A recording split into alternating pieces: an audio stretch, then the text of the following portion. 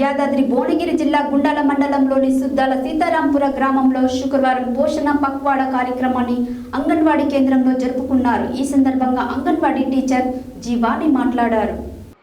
యాదాద్రి భువనగిరి జిల్లా గుండాల మండలంలోని సుద్దాల సీతారాంపుర గ్రామంలో శుక్రవారం పోషణ పక్వాడ కార్యక్రమాన్ని అంగన్వాడీ కేంద్రంలో జరుపుకున్నారు. ఈ సందర్భంగా అంగన్వాడీ టీచర్ జీవాని మాట్లాడుతూ చిరుధాన్యాల్లో ఉండే పోషక విలువల గురించి వివరించారు. రాగి జావ వలన ఐరన్ కాల్షియం అధికంగా ఉంటుందని, నువ్వులు అటుకులు తీసుకున్నట్లయితే పిల్లలు సరైన ఎదుగుదల ఉంటుందని అన్నారు. పిల్లల పోషకాహార లోపాలను అధిగమిస్తామని, సరి అయిన పోషకాహారాలు అందిస్తామని తల్లులతో ఐసిడిఎస్ సూపర్వైజర్ యాకూబ్ పాషా బేగం ప్రతిజ్ఞ చేయించారు. ఈ కార్యక్రమంలో అంగన్వాడీ టీచర్లు సత్తమ్మ, మౌనిక, లావణ్య, ఆయలు, సుశీల, మంజుల, తల్లులు, గర్భిణీ స్త్రీలు, బాలింతలు తదితరులు పాల్గొన్నారు. మహిళలను పోషణలోపం నుంచి విముక్తి చేస్తూ ఆరోగ్యవంతులను చేస్తామని మాట ఇస్తున్నాను. జాతీయ పోషణ మాసం సందర్భంగా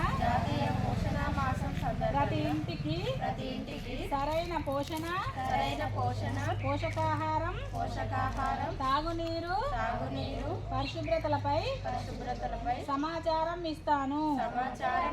నేను పోషణ అభియాన్ను దేశవ్యాప్తంగా సోదరీమణులతో బరువు ఎత్తు ఏ విధంగా పెరుగుతున్నారు, వాళ్ళు కరెక్ట్గా పెరుగుతున్నారా లేదా, వాళ్ళ శారీరక ఎదుగుదల ఏ విధంగా ఉందనేది మనము తెలుసుకోవడానికి ప్రతి సంవత్సరం మనము 3 సార్లు ఈ ప్రోగ్రాంలు చేసుకుంటున్నాము. అందులో ఈ భాగంగా ఈరోజు ఏంటంటే మిల్లెట్ అంటే తృణధాన్యాలు అన్నట్టు. తృణధాన్యాలు ఏంటి అంటే పెసలు, రాగులు, జొన్నలు, సద్దలు, మన పప్పు దినుసులు కూడా అన్ని మిల్లెట్ల కిందకే వస్తాయి, తృణధాన్యాల కిందకి. తక్కువ ఖర్చుతో ఎక్కువ పోషకాలు ఉన్న ఆహారంగా తృణధాన్యాలని మనము వినియోగించవచ్చు అన్నట్టు. అంటే రాగులని జావ రూపంలో తాగొచ్చు. రాగుల జావ తాగడం వల్ల మనకు లాభం ఏంటంటే ఐరన్ ఎక్కువ వస్తుంది, కాల్షియం ఎక్కువ వస్తుంది. అది శరీరానికి మనకు ఎంతో ఉపయోగపడుతుంది. జావ రూపంగా తీసుకోవచ్చు, లడ్డుల రూపంగా కూడా తీసుకోవచ్చు. నువ్వులలో కూడా కాల్షియం ఉంటుంది, ఐరన్ ఉంటుంది. ఇంకా అటుకులు, పల్లీలు, బెల్లము, ఇవన్నీ మనకు గర్భిణీలకు, బాలంతలకు ఇవి చాలా ఉపయోగపడతాయి. పిల్లలు తినాలి. అంగన్వాడీలో ఇచ్చేటి పాలు, గుడ్లు, భోజనాన్ని మీరు కంపల్సరీ మీరు భోజనం చేసి వెళ్ళాలి. సరేనా?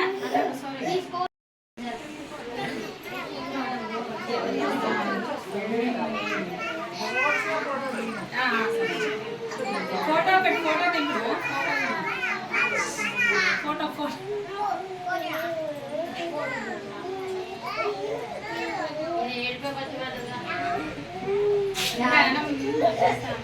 అయినా ఇన్స్పెక్ట్ కొడితే పడుతుంది.